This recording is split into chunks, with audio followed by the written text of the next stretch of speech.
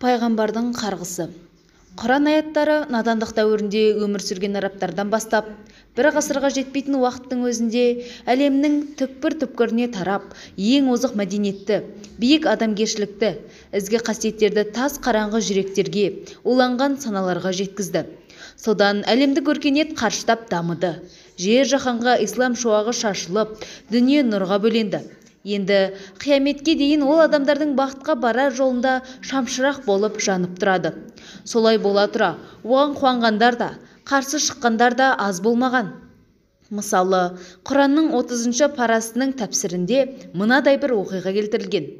Пайғамбардың немере ағасы, исламның бітіспес жауы болған Әбу-Ләһабтың бір ұлы Утба әуелі иман келтіріп, кейіннен Нәжім сүресі түскенде қарсы келеді.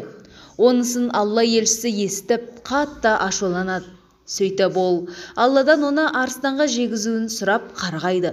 Бірде Меккеден Шамға қарай шыққан бір керуен кеш мезгілі болып қалғанда, арыстандар мекен ететін аймақпен жүреді.